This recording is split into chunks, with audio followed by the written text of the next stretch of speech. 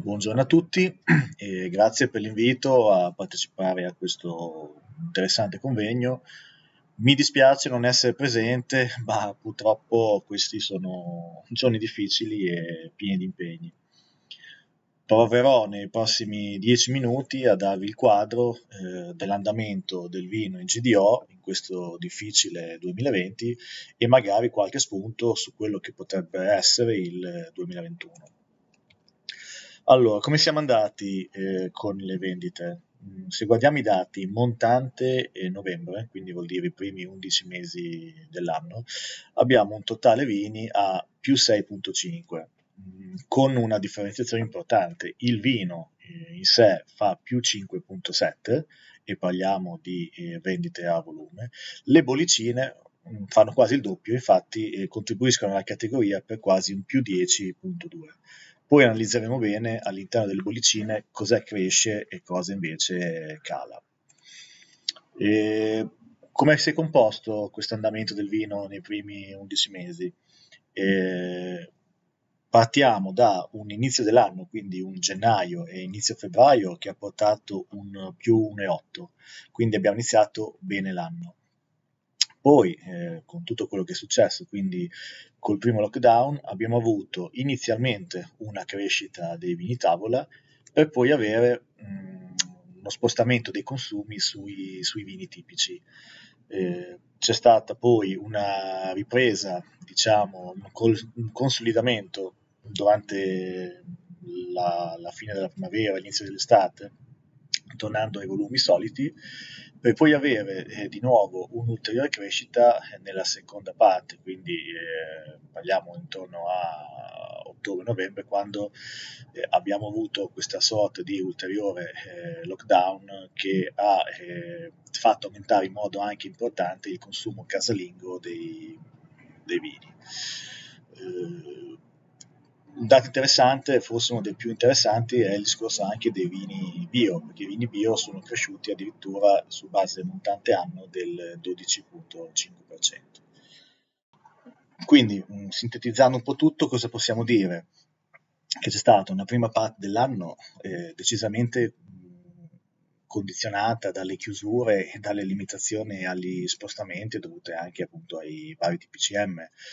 Questo ha principalmente avuto delle ripercussioni sul canale ipermercato, perché erano fuori comune, quindi difficilmente raggiungibili, e di conseguenza, essendo l'ipermercato il canale dove l'assortimento è molto più ampio, c'è un'alta incidenza delle promozioni e dove vengono anche usati molto gli spazi espositivi per far conoscere i prodotti, diciamo che le referenze che prettamente dai ipermercati hanno sofferto maggiormente rispetto alle referenze da canali super, dove invece sappiamo che il consumo, l'utilizzo di queste piccole superfici, diciamo di quartiere, è stato molto più frequente.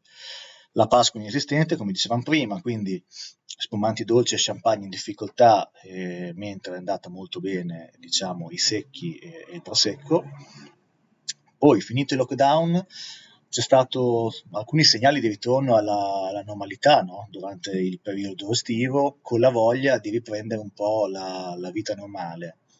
Le persone sono tornate ad andare nei canali ipermercato, quindi conseguentemente si è aumentata molto la pressione promozionale, tant'è che sui primi 11 mesi dell'anno la pressione è rimasta invariata, quindi dal calo che c'è stato nella prima parte c'è stato un recupero importante nella seconda parte dell'anno che ha portato appunto a questa totalità invariata rispetto diciamo, all'inizio dell'anno.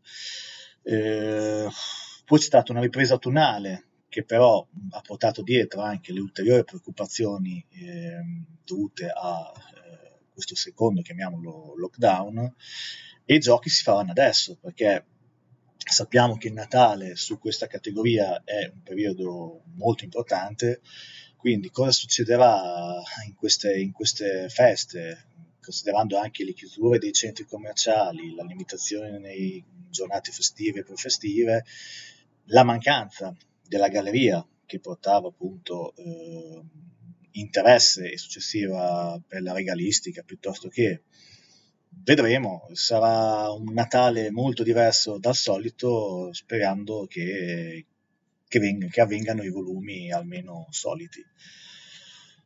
Eh, Cosa può fare, diciamo, adesso la GDO? La GDO, secondo me, ha il compito e il dovere di rendere un po' meno complessa per il consumatore finale la proposta di vendita del vino. Oggi c'è troppa sovrapposizione di linee di prezzo e di prodotti simili e a volte questa sovrapposizione non è più un'opportunità per il consumatore, ma rischia di diventare una mancanza di chiarezza.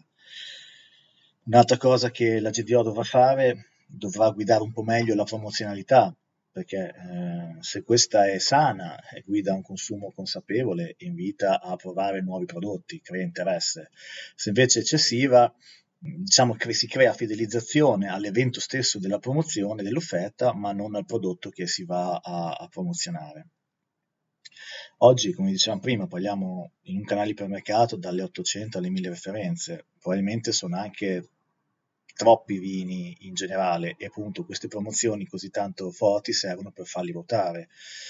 Con i consumi che calano, fare scelte di razionalizzazione probabilmente sarà quello che porterà a un'efficacia migliore delle promozioni per i vini che rimarranno appunto all'interno di queste attività promozionali.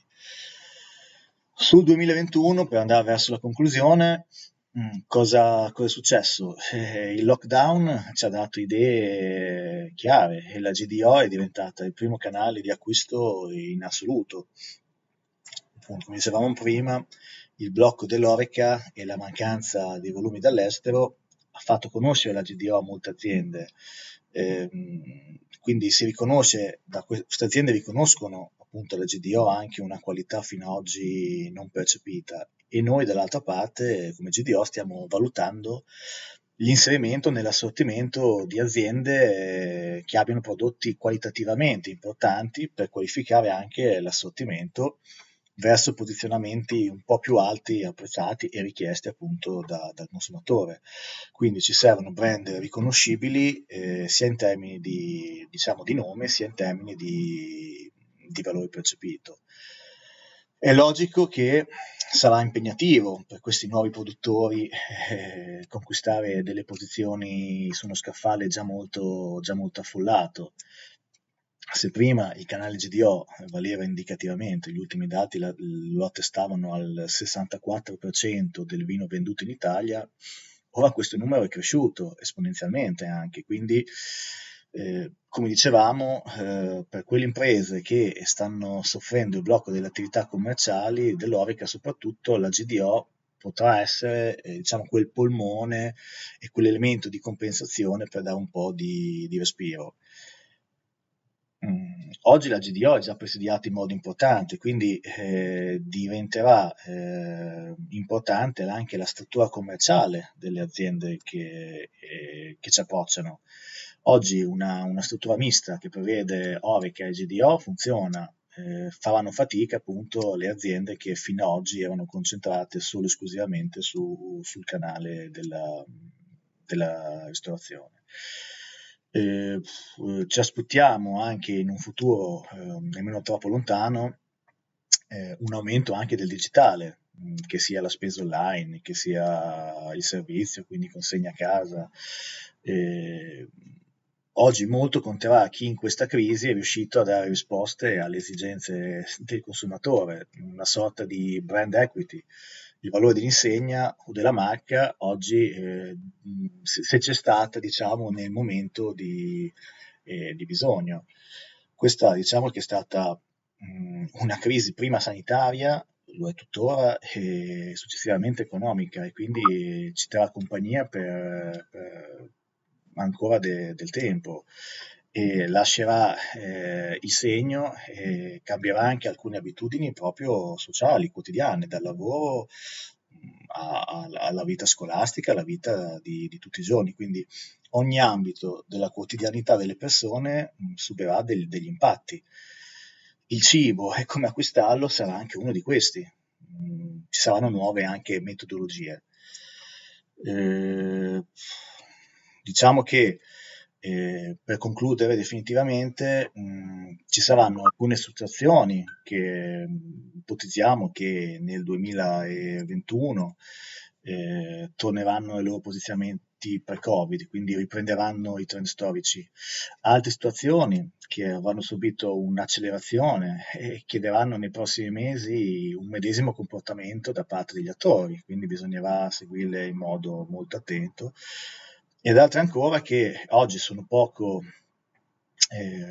leggibili e quindi queste necessiteranno di valutazioni successive, ma come in tutte le cose, chi per primo arriverà alla decisione giusta beneficerà anche del vantaggio di cui godono appunto sempre i primi.